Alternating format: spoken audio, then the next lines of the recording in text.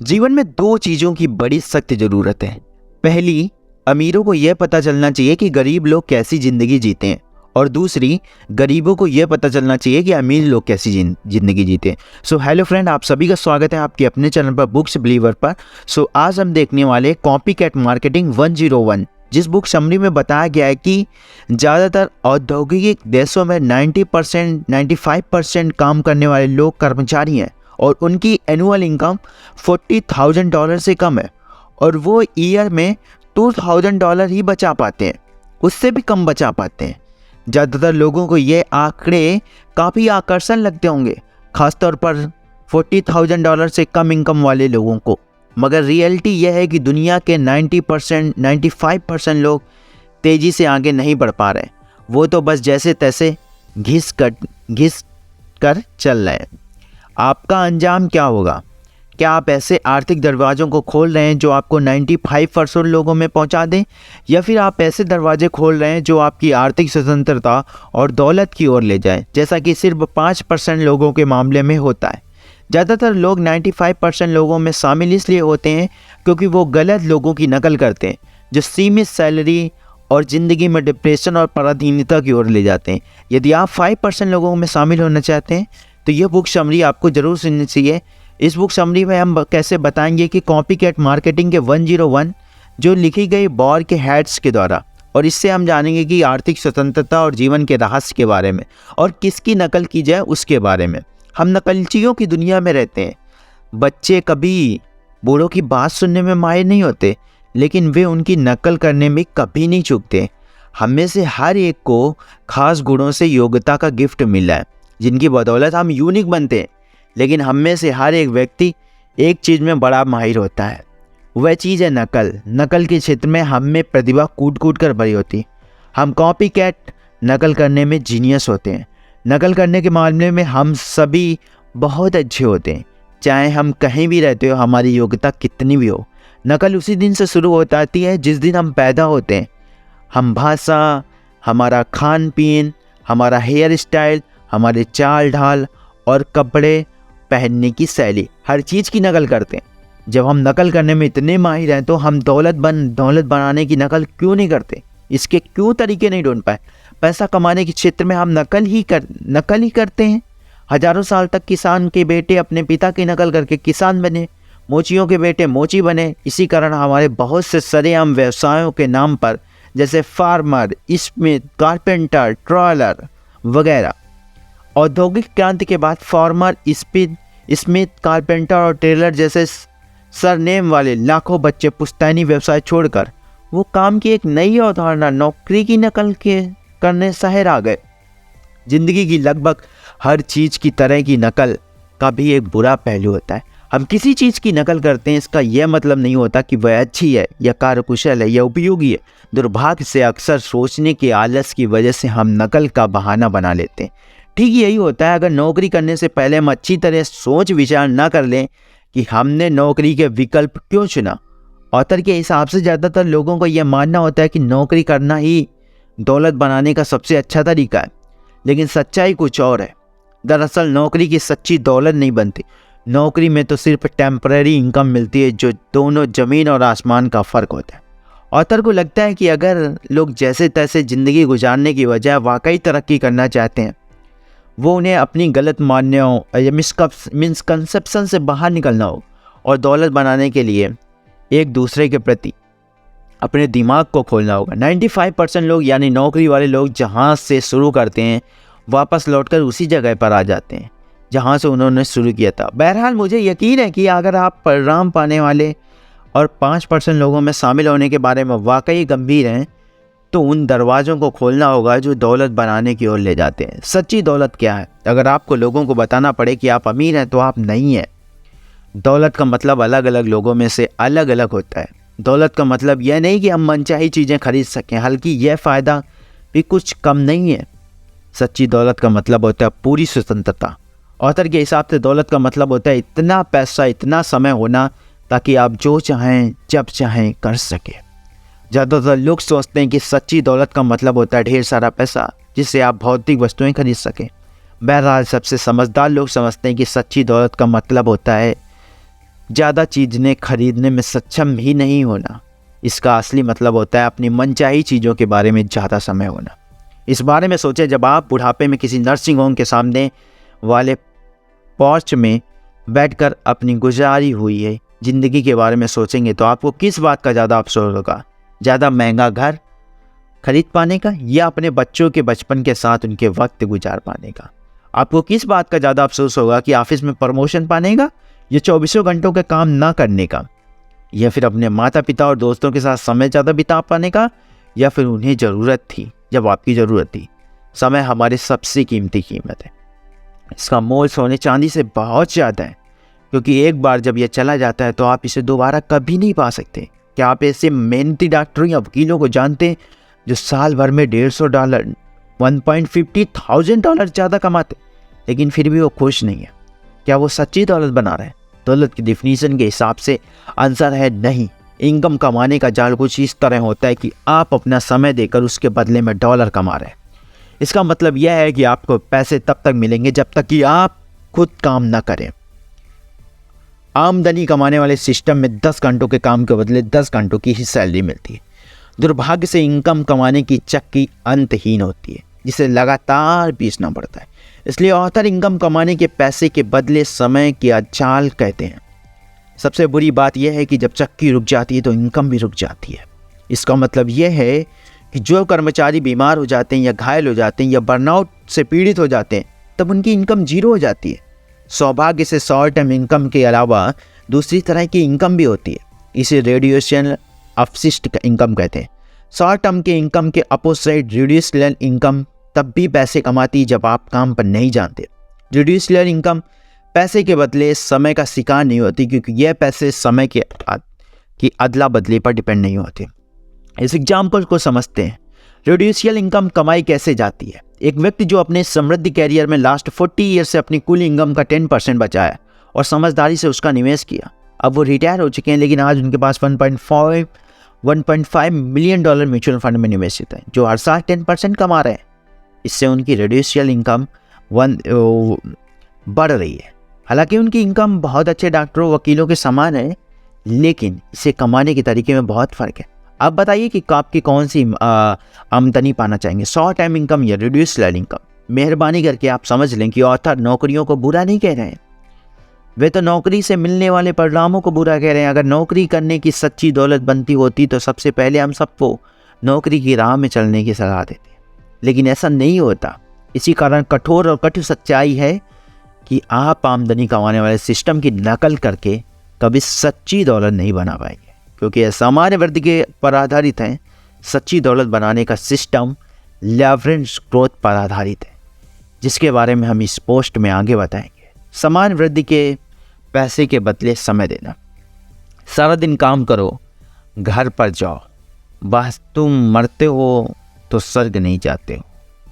ज़्यादातर कर्मचारी 40-40-40 प्लान पर चलते हैं, यानी वो हफ्ते में 40 घंटे काम करते हैं, यानी 40 साल तक करते हैं और रिटायर होते हैं। रिटायर टाइम उन्हें रिटायरमेंट डिनर के साथ $40 की घड़ी मिलती है। लेकिन हमारी तेज़ी से बदलती दुनिया बहुत सी चीज़ों के तरीके बदल रही है।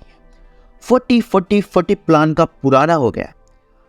आज हम में से ज़्यादातर लोग 50-50-50 प्लान पर चलते हैं। आजकल हम वीक में 50 घंटे काम करते हैं, साल में 50 हफ्ते काम करते हैं और 50 साल तक ऐसा करते हैं, और रिटायर होने पर हमें सैलरी का 50% मिलता है, और जिस पर हम आज भी गुजारा नहीं कर पाते, क्योंकि 50-50-50 प्लान इनकम का दर्शाने का उदाहरण है, क्योंकि ये समान वृद्धि पर आधारित है। समान वृद्धि वाले आदमी का फार्मूला है, मतलब hourly wage number of hour work equal to income. 2008 के CEO की सैलरी $10.5 मिलियन थी और कर्मचारी की सैलरी $30,000 थी। क्या आश्चर्यजनक नहीं है कि कंपनी की एक व्यक्ति की वैल्यू $10.5 मिलियन है, जबकि उसी कंपनी के समान कर्मचारी की वैल्यू $30,000 है। लेकिन आपके मन में क्वेश्चन आ रहा होगा, ये कैसे हो सकता है? इस क्वेश्चन का आंसर है लेवरेज। देखिए, जब आम कर्मचारी डॉलर के खातिर समय की अदला बदली करता है तो इसकी इनकम समान तरीके से बढ़ रही होती है, और कर्मचारी की इनकम उसी 100% कोशिशों का नतीजा होता है। और दूसरी ओर CEO और अपने कर्मचारियों के माध्यम से अपने समय और अपनी योग्यताओं को लेवरेज करता है। अपनी 100% कोशिशों की बजाय अपने सभी कर्मचारियों की कोशिश का एक निश्चित हिस्सा कमाता है। जब पॉल गेडी ने कहा था कि मैं अपनी 100% कोशिशों की बजाय 100 व्यक्ति की कोशिशों का 1% कमाना चाहूँगा, लेकिन लेवरेज में इतना दम है कि आप पूरे समूह की कोशिशों का थोड़ा थोड़ा सा हिस्सा कमाते हैं। लेवरेज वाली वृत्ति ज़्यादा कड़ी नहीं बल्कि ज़्यादा स्मार्ट मेहनत करना होता है। व्यस्त होना काफ़ी नहीं है, चींटियाँ भी व्यस्त रहती हैं। असल सवाल यह है कि हम किस काम में व्यस्त हैं। लेवरेज आखिर क्या है? लेवरेज शब्द लीवर से बना है, जो एक पुराने फ्रेंच शब्द से आया है जिसका मतलब होता है ज़्यादा हल्का बनना। यह लेवरेज की शक्ति का सटीक वर्णन है। कुछ लीवर्स और औजारों की समझदारी से यूज़ करके डिफ़िकल्ट काम को कोशिश से कम टाइम में किए जा सकते हैं, जिससे वह काम वाकई में ज़्यादा हल्के हो जाते हैं। लेवरेज का इस्तेमाल करके सदियों से मेहनती लोग अपनी कामों को ज़्यादा हल्का बना रहे हैं, यानी ज़्यादा लाभकारी और उत्पादक बना रहे हैं। ज़्यादा उत्पादकता से वृद्धि में कमी होती, ज़्यादा मेहनत के बजाय ज़्यादा स्मार्ट तरीके से काम करना, ऐसा तरीका खोजना जिसमें काफ़ी कम टाइम में काफ़ी ज़्यादा पैसा बनाया जा सके। लेवरेज वाली वृद्धि कैसे काम करती है, ये कोका कोला के एग्जाम्पल से समझते हैं। एक दिन कैलेंडर का एक अच्छा फ्रेंड उनके ऑफिस में जा पहुंचा। उसने दावा किया कि अगर कैलेंडर की उसे एक मोटी रकम दें तो वह उसे एक रोज बता सकते हैं, जिससे कोका कोला के प्रॉफिट से भरी बढ़ोतरी हो जाएगी। दोनों में दिन भर काफ़ी मोल भाव हुआ। आखिरकार कैलेंडर का जिज्ञासा क्यूरियोसिटी से जवाब दे दिया। उन्होंने कहा अपने फ्रेंड का नाम चेक से काट दिया। फ्रेंड ने चेक लिया और फिर आगे झुककर कैलेंडर के कान में 2 छोटे शब्द कहे, बॉटल, इसे बॉटल में बेचो, जिससे एक वर्ल्ड फेमस ब्रांड का जन्म होगा। सौभाग्य से कैलेंडर इतने समझदार थे कि उन्होंने अपने फ्रेंड की सलाह पर अमल किया और बाकी हिस्ट्री देख ले। बोतल में आने से पहले कोक पीने के लिए आपको अपने करीबी सोडा फाउंटेन पर जाना पड़ता था। बोतल में आने के पहले कोक की बिक्री तभी बढ़ सकती थी जब सोडा फाउंटेन की संख्या बढ़े। बॉटलिंग का यह सब बदल गया जब दुनिया का लगभग हर व्यक्ति अपने घर में आराम से बैठकर कोका कोला की ताजगी भरे पेय का आनंद ले सकता है, चाहे दिन हो या रात। ऐसा इसलिए हुआ क्योंकि कोका कोला कंपनी इतनी समझदार थी कि उसने अपना प्रोडक्ट बोतल में बेचकर समय, प्रयास और जगह की लेवरेज की। कंपनियों को नौकरी पर रखना सबसे स्पष्ट तरीका है जिससे बिजनेस मालिक और अपने समय की लेवरेज करते हैं। फोर्ड मोटर की कंपनी के लेकर सोनी तक की दुनिया में लगभग हर बड़ी कंपनी के अकेले मालिक से शुरू हुई, जिसने कर्मचारियों के माध्यम से अपने समय और योग्यता की लेवरेज ली। फ्रेंचाइजी ने लेवरेज की अवधारणा को रियल इस्टेट ऑफिसेस में ज़्यादा ऊंचे स्तर तक पहुंचा दिया। हालांकि फ्रेंचाइजीज काफ़ी समय तक हमारे बीच मौजूद थी, लेकिन 1950 के दशक में वैध व्यवसाय के रूप में मान्यता नहीं मिली और फ्रेंचाइजीज का सितारा तब चमका जब रे क्रॉम नामक एक मिल्क शेक अप्लायंस सेल्समैन ने मैकडॉनल्ड्स नामक फास्ट फूड रेस्तरां के फ्रेंचाइजी अधिकार खरीदे। फ्रेंचाइजी की अवधारणा इतनी कारगर इसलिए है क्योंकि आज बहुत सरल और आदर्श जीत स्थिति है जिसमें फ्रेंचाइजी देने और लेने वालों दोनों को फ़ायदा। अगर मॉडल आजमाया हुआ है तो आमदनी उसकी नकल कर सकता है, आम आदमी उसकी नकल कर सकता है, तभी फ्रेंचाइजी सफल हो सकती है। बहरहाल अगर मॉडल की सफलता लाखों करोड़ों में है, एक सितारे की प्रतिभा पर निर्भर है, तो फ्रेंचाइजी सफल नहीं हो सकती क्योंकि उस सितारे की नकल नहीं की जा सकती। अभिनेता टॉम क्रूज एक फिल्म के $2 करोड़ लेते हैं। इनकी वजह यह है कि वो एक बेजोड़ सितारे हैं जिनकी बदौलत ज़बरदस्त आमदनी की है। जब टॉम क्रूज किसी फिल्म में होते हैं तो इस बात की गारंटी होती है कि फिल्म पैसे बनाएगी और ढेर सारे पैसे। तीव्र और घातंकी वृद्धि, रैपिड एंड एक्सपोनेंशियल ग्रोथ, दौलत बनाने का फार्मूला। अगर आप अमीर बनना चाहते हैं तो बस किसी ऐसे व्यक्ति को खोज लें जो बहुत सारे पैसे बना रहा हो और वही करें जो वो कर रहे हैं। एक्सपोनेंशियल ग्रोथ का ऑस्ट्रेलिया मोर्क मैटी नाम की एक 88 साल की धोबिन की स्टोरी को समझते हैं। ये स्टोरी आपकी आंखें खोल देगी। आप दुनिया की दौलत बनाने वाले लेवरेज के सबसे पावरफुल और सर्वसुलभ रूप को देख सकते हैं। इसे चक्रवृद्धि कंपाउंडिंग कहा जाता है और इसमें रंग का राजा बनने की शक्ति होती है। ऑस्ट्रेलिया मॉर्कटिस की ज़िंदगी मुश्किल थी, दूसरे ग्रेड में थी। उन्होंने स्कूल की पढ़ाई छोड़ दी। 8 साल के बाद उम्र में पड़ोसियों के कपड़े धोने और प्रेस करने से अपनी माँ की मदद करने लगे। 70 साल के बाद भी ऑस्ट्रेलिया धोबिन का ही काम कर रही थी। सेकेंड वर्ल्ड वॉर के अंत में एक बंडल में $1.5 लेती है। बंडल का मतलब था कि 4 लोगों के परिवार के हफ्ते भर की लॉन्ड्री। युद्ध के बाद उन्होंने भाव बढ़ाकर $10 प्रति बंडल कर दिए। अपने सबसे अच्छे साल में भी दिन में 10 घंटे काम करने और वीक में 6 दिन काम करने के बाद भी ओलेसिया को कभी $9,000 से ज़्यादा इनकम नहीं हुई। 40 साल की उम्र में ओलेसिया आखिरकार पैसे सेव करने में कामयाब हुई। उन्होंने अपनी सेविंग को स्थानीय बैंक में जमा कर दी, उसे पलट कर नहीं देखा। वक्त के साथ उसकी बचत बढ़ती गई और मूलधन सेविंग पर इंटरेस्ट चलता गया और 1995 में गर्मियों में ओलेसिया मार्केटिंग, जो प्राइमरी स्कूल की ड्रॉप आउट थी, जिसकी इनकम कभी साल में $9,000 हुआ करती थी, और यूनिवर्सिटी ऑफ सदन में $1,50,000 का दान किया। ऐसा कैसे पॉसिबल हुआ? लगभग अशिक्षित और औसत के इनकम में वाली एक आम महिला ने इतनी दौलत कैसे इकट्ठा करवाई? ओलेसिया के खुद के शब्दों में दौलत बनाने का रहस्य है कंपाउंडिंग इंटरेस्ट। वेस्टर की चक्रवृद्धि ब्याज की इस तरह परिभाषित हुआ कि मूलधन संग्रहित ब्याज के दोनों पर ब्याज का भुगतान। इस परिभाषा में प्रमुख शब्द है संग्रहित। अगर आप दोबारा निवेश करने की बजाय मूलधन ब्याज को खर्च कर दिया जाए तो चक्रवृद्धि की शक्ति कम हो जाती है, और चक्रवृद्धि को दुगना होने की अवधारणा डबल कॉन्सेप्ट कहा जाता है। इसमें इतिहास में अपनी दौलत पैदा करती है और उतनी किसी निवेश का साधन नहीं है। कंपाउंडिंग के बदौलत आपका पैसा आपके हमेशा काम करता रहता है, भले ही आप काम ना कर रहे हो। महान वैज्ञानिक अल्बर्ट आइंस्टीन ने कंपाउंडिंग के संसार का 8वां अजूबा बताया। वाकई में कंपाउंडिंग दौलत बनाने का एक ऐसा सिद्धांत है जो वॉल स्ट्रीट और बैंकिंग उद्योग को चलाता है।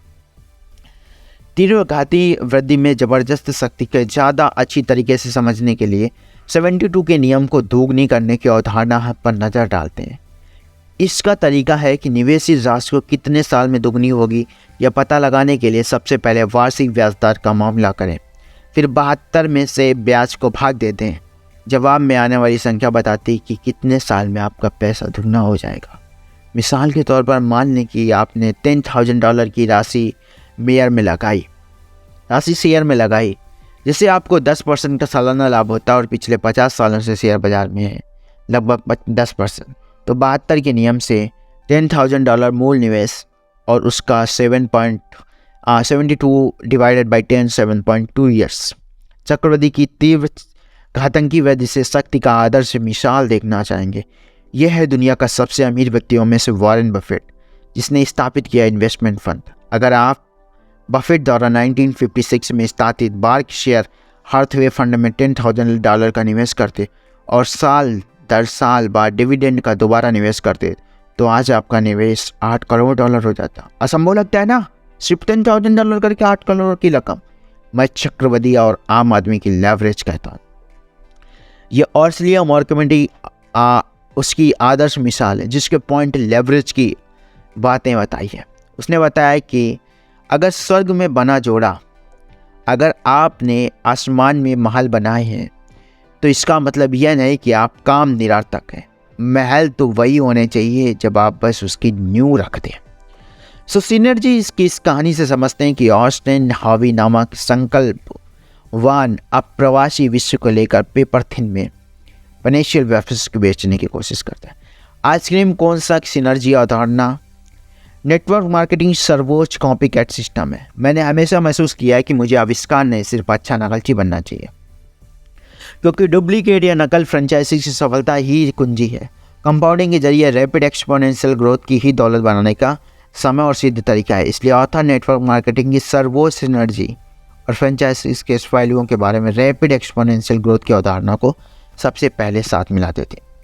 दूसरी तरफ नेटवर्क मार्क, जब आपकी बारी हो तो सेना में हमले का प्रतिरोध किया जाता है, लेकिन उसका विचार यह नहीं कि समय आ चुका है। इसलिए इस कॉपी कट मार्केटिंग से हम काफ़ी सीख सकते हैं कि हमें लाइफ में किस प्रकार जीना और कहाँ से उठ के कहाँ आना है।